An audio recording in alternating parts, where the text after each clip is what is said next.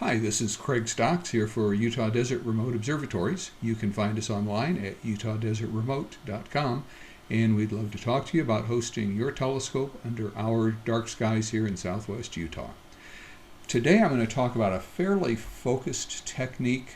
It's something that you can use with not only Astro images, but any image, and it's a way of very carefully crafting local contrast to enhance the texture and the feel of a photo. And we're going to do that in Photoshop.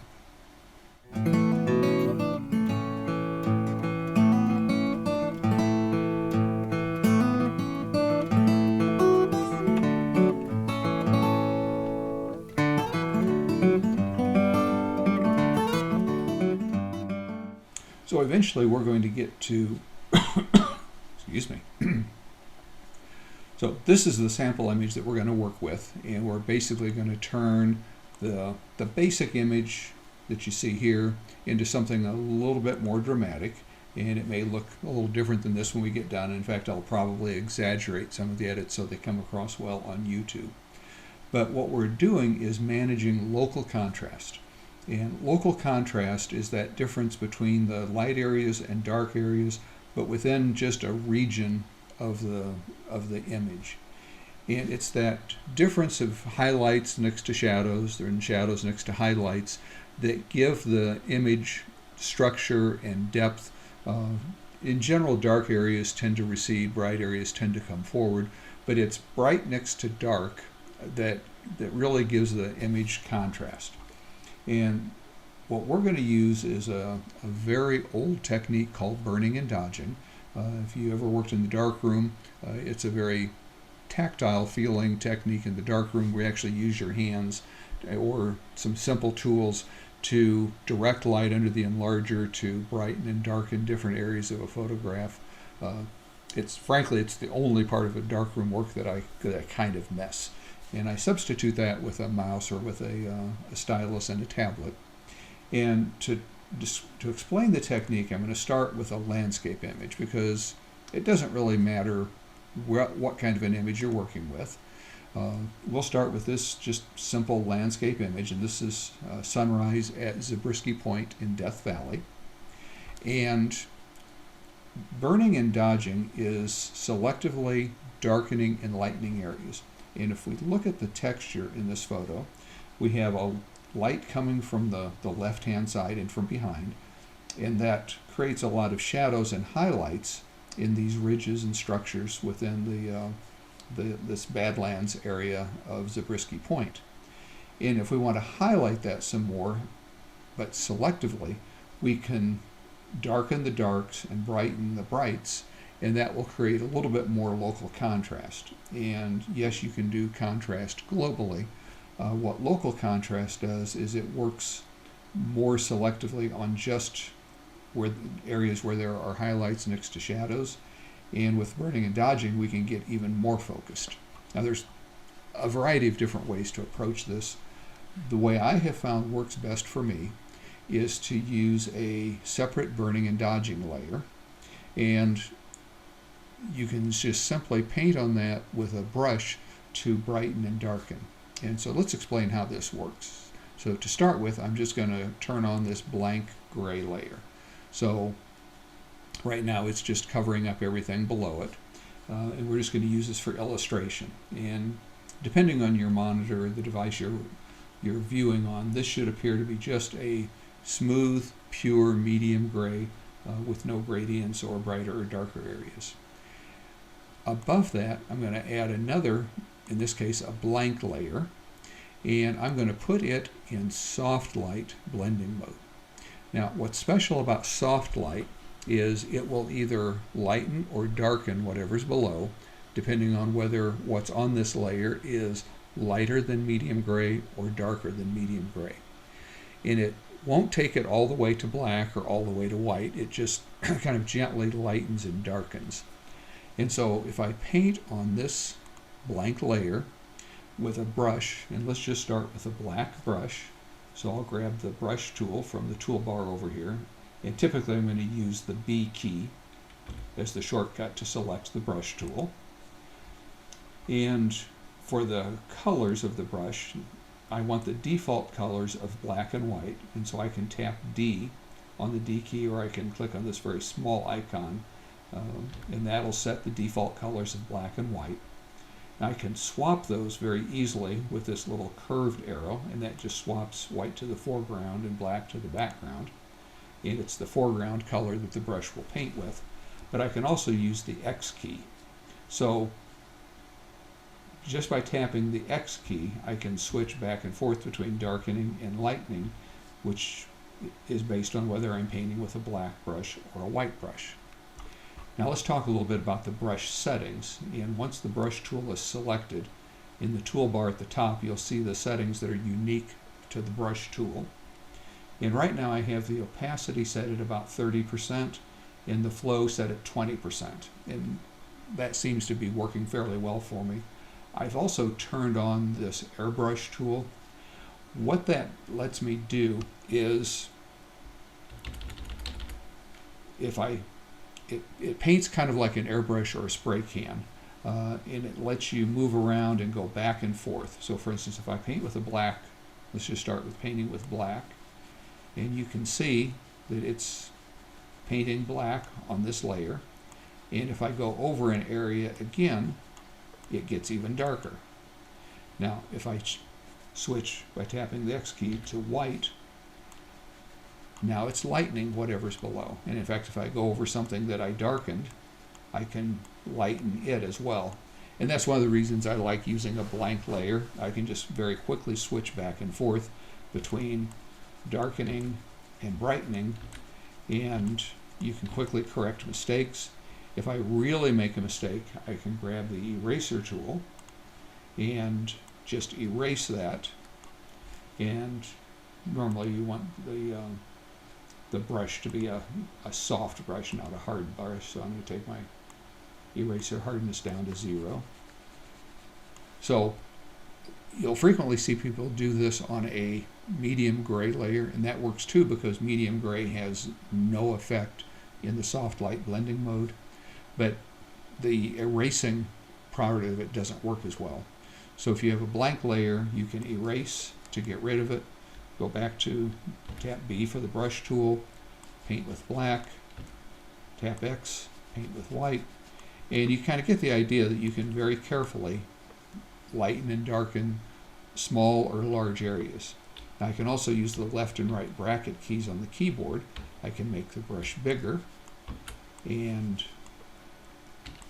affect larger areas, or I can make the brush very small and work in just very, very tiny areas.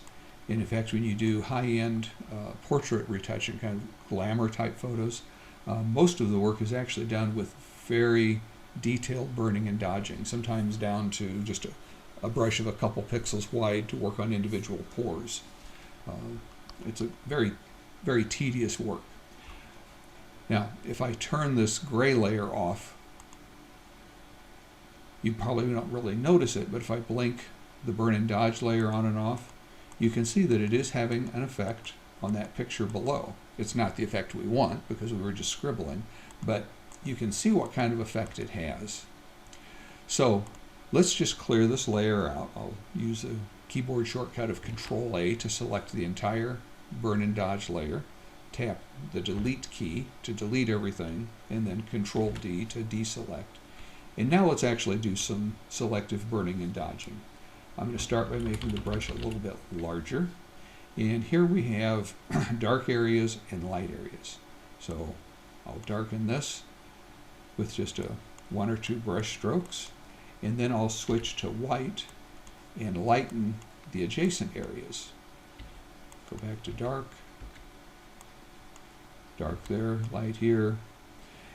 And if we turn that on and off, you can see what it did was just create a little bit more shadow and a little bit more depth and definition there. And we can do the same thing in different areas by darkening, lightening. And what we're doing is just creating more of a sense of depth. And in general, what we're doing is darkening the dark areas and lightening the light areas. So this is all a lot of fun and games. How does this apply to an Astro image? Well, Astro images are just like any other image. They're a picture of something, and there's typically texture, and there's going to be dark areas and light areas. And this image of the Christmas tree nebula is one that is, I think, a good example. If I go back to the before image, you can see that there's kind of dark areas here that appear to be back behind this part of the Fox Fir Nebula that's up in the foreground. The Christmas tree cluster is this triangle shape of stars right here. There's a fair amount of reflection nebula going on there, and a lot of hydrogen that appears to be behind that reflection nebula. There's some interesting shapes up here around the Cone Nebula. And by selectively burning and dodging, we can choose to highlight or diminish the presence of different features to help different parts of it stand out. So if you were in the dark room, you would do this by directing more light or less light to certain areas when you make a print. In Photoshop, I like to do it with a burn and dodge layer. So let's look at how we would actually work on this image. So here's a somewhat simplified view of that image. And just very quickly on the bottom, I have the hydrogen alpha, and that's with all the stars removed. And this layer only has the red. Actually, that layer has been converted to all red. But there's basically no green and blue. It's all red. So this is the hydrogen alpha, and it's just in red. The RGB layer right here is the RGB data, and this is where all of the reflection nebula shows up. And this doesn't really show up with an oxygen filter, by the way. It's mostly reflection of dust rather than O3. But what we want is the bright areas of this on top of the hydrogen. So the RGB layer is in lighten blending mode. If I turn the hydrogen back on, now we see we've got the hydrogen background and then the RGB adding to that and brightening these areas where there's a reflection nebula. And then I've got some global adjustments for brightness, color balance, and saturation. This layer is a solid fill layer of very dark gray. I use a hex value of 131313 and put that in lighten blending mode. And that creates a kind of a base or a floor for the image, so nothing will be any darker than an RGB value of 19, 19, 19, which correlates to a hex value of 13, 13, 13. And then lastly on top is the stars in screen blending mode. So let's work with this, and let's start with just the hydrogen layer. So I'm going to just turn off the RGB layer for now, and I'm going to come down to the hydrogen layer at the bottom, and just like we did with the landscape image, I'm going to add a blank layer, which I can do from the plus layers icon at the bottom right, and then I'll put that in soft light blending mode. Now I'll grab my brush tool, and I currently have black as the foreground color. And let's start with this area right here. And if I paint with black right here, that lets that area recede just a little bit and separates it more from the fox fir at the top. And in fact, let's brighten that, so I'll switch to white and just paint over this a couple times, switch back to black. And then it's just a matter of going back and forth between dark and light, and basically using the white to enhance the bright areas and dark to darken some of the dark areas. And doing that selectively creates more of a sense of texture and contrast, especially up here in the central part of the nebula. There's a fair amount of structure, but it kind of gets lost. Likewise, in the Cone Nebula, there's some structure here that's not coming through, so we can brighten it. And then let's darken a little bit around the outside of the Cone Nebula. And this is just this is where you let your inner artist play. And if you've got larger areas that you want to address, you can make the brush bigger. We can decide, do we want this area to have more presence? If so, I can come over with white and bring that area out more. Or do I want just this part that's behind the Christmas tree cluster to shine, in which case I would darken more of this surrounding area, and I might take this upper right hand corner and make it very dark.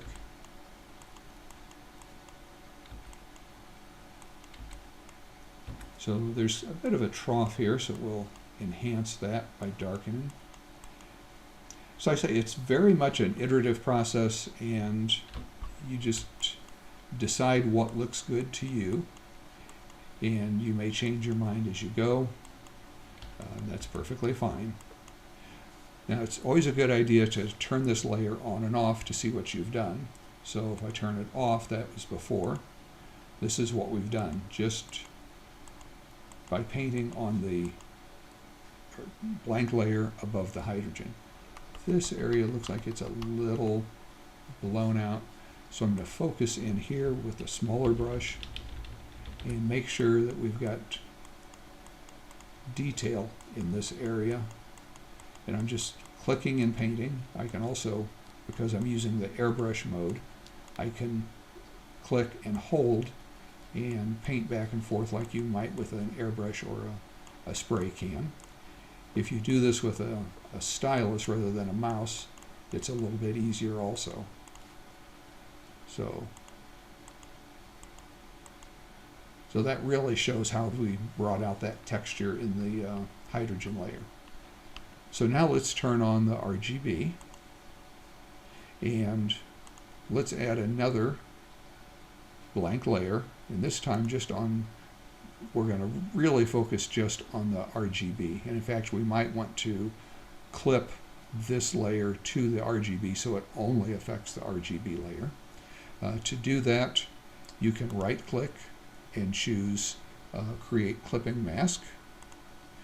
You can also hold the alternate key, and then or option on a Mac, and then when you hover the mouse over that boundary between the two layers, you get an icon that lets you clip that layer. Again, we'll put it in soft light blending mode. And what that clipping mask does is it ensures that whatever happens on this layer only affects the layer it's clipped to, and so it won't have any effect on this hydrogen layer. So let's switch to white, and let's enhance some of this reflection nebula.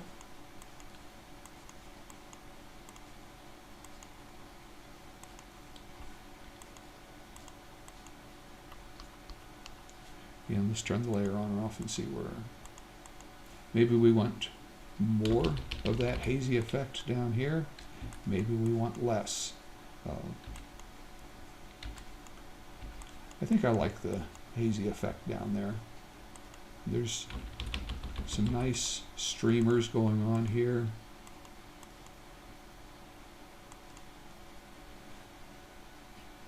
Now, if you feel like you like the effect, but it's too much, we can always lower the opacity and find just the right balance. Now let's do one other thing. We've got a fair amount of blue in here, and let's say we want to enhance that even more. There's also a little bit of yellow going on over here that I want to try to turn into blue. So I could do this on the same layer, but to keep things clean, I'm going to add another blank layer. Again, I'm going to clip it and put it in soft light blending mode.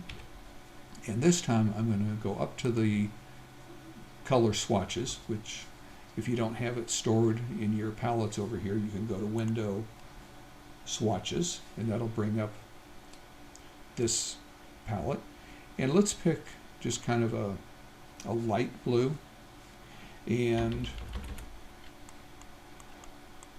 what happens now when I paint with a color in soft light blending mode, this probably even needs some red to take that green out. I'm actually painting some color in here. Yeah, that's better. And now we'll go back to our light blue.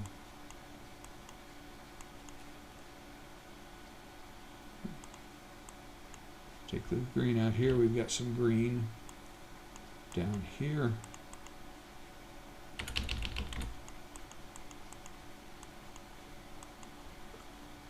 So something like that. You'll also notice over here, and I don't know how well you can see it, there's a little bit of a bright streak here that looks like is probably from a plane trail that didn't get calibrated out completely. Again, we can, its effect is it's a light area running through the image. And it looks like it's actually in the, it's a little bit of both. So it's in both the RGB and the hydrogen. So I'm going to add another soft light layer because this time I want to affect globally. And I'm just going to paint with a little bit of black, and I'm going to lower my opacity a little bit. And where that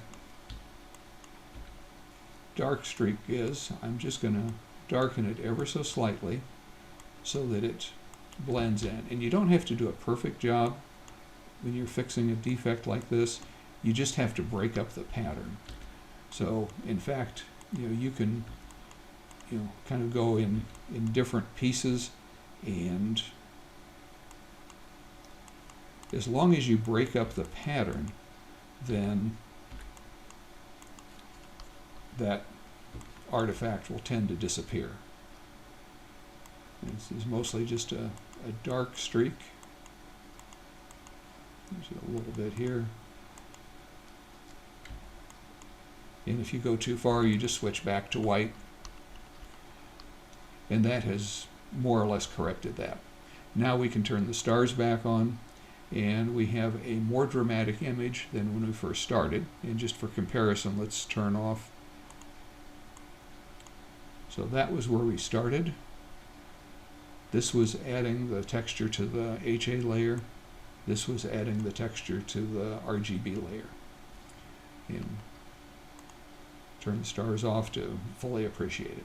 So I hope you found this useful. I say it's a technique that you can use with Astro images or landscape or portrait or just about anything. Anytime you want to increase local contrast between bright areas and dark areas to give an image a little bit more of a feeling of depth and structure. So if you have any questions, be sure to drop those in the comments below. And as always, I hope you have a great day today and an even better night tonight under a clear, dark sky. Thanks.